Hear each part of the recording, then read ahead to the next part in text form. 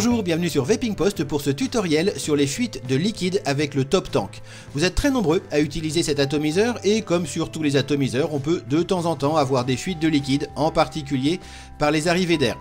Le Top Tank est très bien conçu et n'a aucune raison de fuir et dans ce tutoriel, on va vous expliquer comment régler les éventuels problèmes de fuite que vous pourriez avoir. On va commencer avec les fuites au niveau du réservoir et on verra ensuite celles au niveau de la résistance. Pour régler un problème de fuite sur un atomiseur, il suffit en général de regarder par où ça fuit. Il est évident que le liquide ne va pas fuir à travers le pyrex ou à travers le métal par exemple. Si vous avez une fuite, elle se produit forcément au niveau d'un joint ou d'une jointure.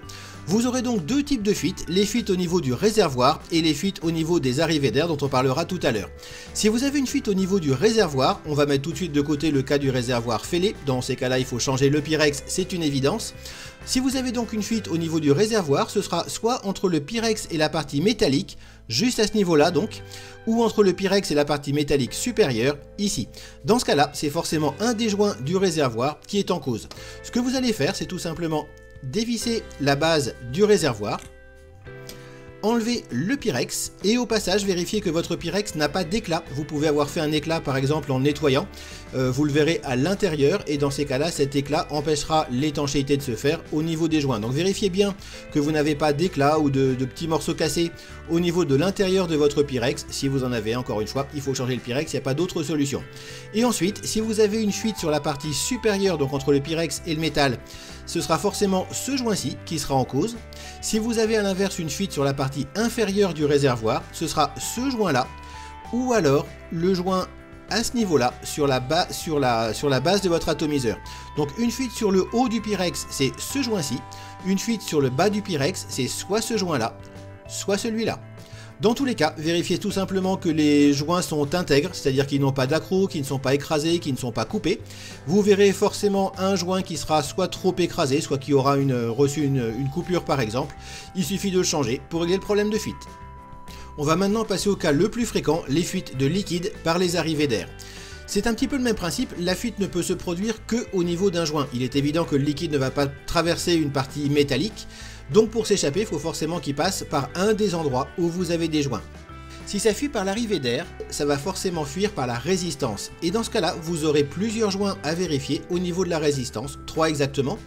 Le premier joint qui normalement ne bouge pas est à l'intérieur de la résistance, juste à ce niveau-là, on le voit ici en blanc, et c'est lui qui fait l'étanchéité avec le haut de la cheminée.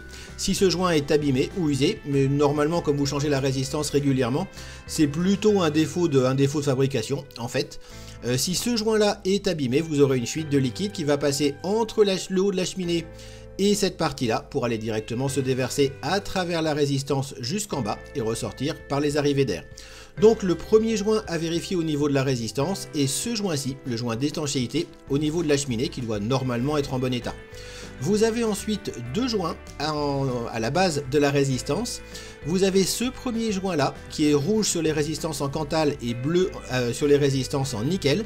Il ne joue absolument pas sur l'étanchéité, c'est simplement le joint qui sépare le positif de la masse au niveau de la résistance. Donc ce joint là ne peut pas être en cause si vous avez une fuite. Si ce joint là est en bon état, le joint du haut, ce sera forcément ce joint là qui risque de bouger et c'est un cas assez fréquent puisqu'en fait c'est un joint qu'on peut très facilement enlever comme ceci et il suffit de l'avoir fait un petit peu bouger pour qu'il ne fasse plus l'étanchéité. Donc quand vous remettez votre résistance, vérifiez bien que ce joint là est en bon état, qu'il est correctement en place tout au bout, donc bien au bord de la résistance et qui n'est pas encore une fois soit d'accroc, soit de coupure. Il suffit que ce joint là soit abîmé ou mal placé pour que vous ayez une fuite et la fuite sera également par les arrivées d'air. On va faire un petit récapitulatif pour que tout soit bien clair avant de passer au dernier cas de figure qui sera les fuites quand vous remplissez le réservoir et uniquement à ce moment-là. Si vous avez des fuites au niveau du pyrex sur la partie supérieure du pyrex, ça viendra forcément du joint rouge supérieur, ce joint-ci. Si vous avez des fuites en bas du pyrex, ce sera soit le joint à ce niveau-là, soit le joint que vous avez au bord de la base, vérifiez bien les deux. Si vous avez des fuites par les arrivées d'air, à l'inverse, ce sera soit le joint que vous avez à l'intérieur en haut de la résistance, soit le joint que vous avez en bas de la résistance, très exactement ici. Ce joint n'a absolument rien à voir avec les fuites, encore une fois c'est un isolant électrique. Et les deux derniers cas de fuite que l'on va garder pour des cas pratiques, mais vous n'avez pratiquement plus besoin de moi pour les régler, vont être des fuites liées aux joints du top tank. C'est encore une fois une question de joints. On l'a vu dans la revue de l'atomiseur, on a deux joints au niveau du top cap, un gros joint à l'extérieur qui va assurer l'étanchéité avec le réservoir, et un petit joint à l'intérieur qui assure l'étanchéité au niveau de la cheminée. Le principe est toujours le même, si ce gros joint est défectueux, le liquide va pouvoir s'échapper du réservoir et ressortir à ce niveau-là, entre le top cap et la partie supérieure de l'atomiseur. Donc si vous avez une fuite à ce niveau-là, c'est le gros joint. Et vous l'aurez compris, si ce petit joint-là est défectueux, le liquide va pouvoir s'échapper du réservoir pour passer dans la cheminée. Et là, effectivement, il ressortira encore une fois par les arrivées d'air. Ça pourra se produire éventuellement si vous gardez l'atomiseur couché et que le réservoir est plein. Si ce joint-là ne fait pas son boulot, le liquide va pouvoir passer du réservoir à la cheminée, s'écouler lentement le long de la cheminée, passer par la résistance et ressortir par les arrivées d'air. C'est donc le dernier cas de fuite qui peut se produire par les arrivées d'air. Mais encore une fois, vous avez compris le principe, vous n'avez plus besoin de moi pour régler ce genre de choses. Et voilà, vous avez tous les éléments pour régler les éventuels problèmes de fuite que vous pourriez avoir avec le top tank. C'est beaucoup une question de logique, en fait il est évident que le liquide ne peut pas fuir ni à travers le pyrex ni à travers le métal.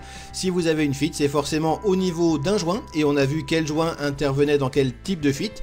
Ou éventuellement, dans certains cas, une fuite au niveau du coton, et dans ces cas-là, c'est tout simplement un défaut de fabrication de la résistance.